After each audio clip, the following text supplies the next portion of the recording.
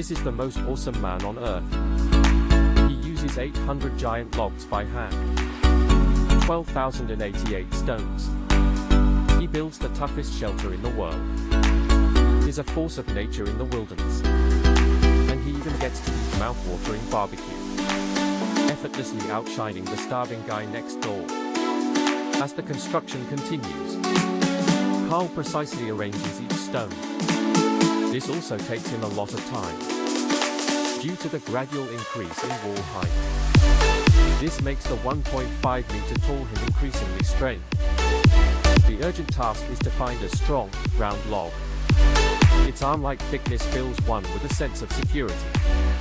Carl immediately gives it a haircut. After removing the excess branches from the chest, he uses a wild steel ruler for precision measurement. Then cuts it to the appropriate length with a handsaw. Then he arranged the logs in a shape on a clearing. The camera then cuts to a ladder he made. If you must ask how it's fixed, it's definitely with wild nails. With a ladder added to the structure, Carl climbs up effortlessly. This provides great convenience for the construction work. To increase the stability of the wall, he also needs to fill the gaps in the middle with gravel. After 2.5 units of time, a row of formidable stone walls appears before the eyes. The entire shelter wall is built with hard stones, plus a sturdy. Even the king would have to go around. Then Carl collected a large amount of clay and let it drink some 82 mountain spring water. As long as it's fully mixed and stirred, its stickiness cannot be described with salt.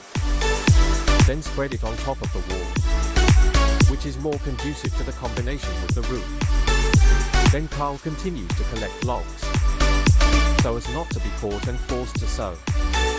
He specializes in this kind of soulless coursing. Since it can't become a flower, one will come and help me build the shelter.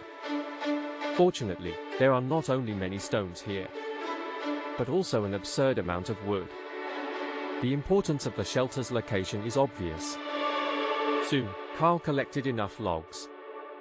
As long as he expends enough protein, he can set up the logs one by one on the wall. Then he started to draw lines on the ground, until he dug a deep pit. This time, just put in a section of log, and after reinforcing the bottom with stones, it can be used as a load-bearing column in the house. This makes the whole frame more stable than an old dog. Then Carl climbed onto the roof to look down, and was very satisfied with his work.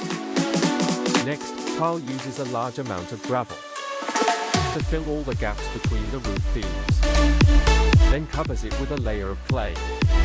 At this point, just find a lot of dry grass to cover the roof, while keeping the warmth in. It can also effectively filter the accumulation of water.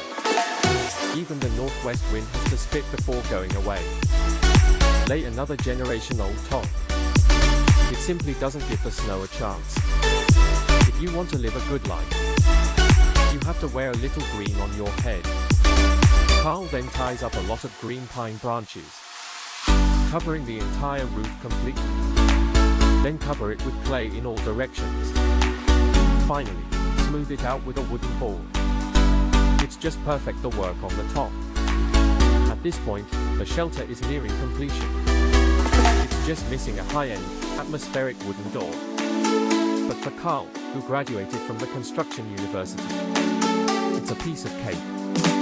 Although it's a bit crude, but everything that should be there must be there. Lotus leaves and door handles must be in place, so that the bears don't open the blind box in the middle of the night.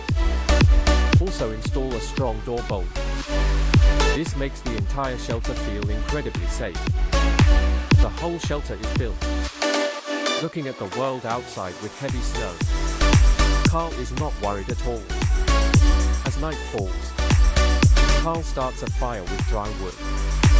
Then he pulls out a chicken that forgot to wear clothes. He brutally skewers it with a stick and slathers it with a secret sauce that makes your nostrils twitch. He puts it on the fire to roast. looking at its delicious appearance. Are you drooling when it's being roasted? Carl starts preparing side dishes. Only with a combination of meat and vegetables can it be stylish. Then he eats with relish. I have to say, I'm really jealous. This is the life men long for.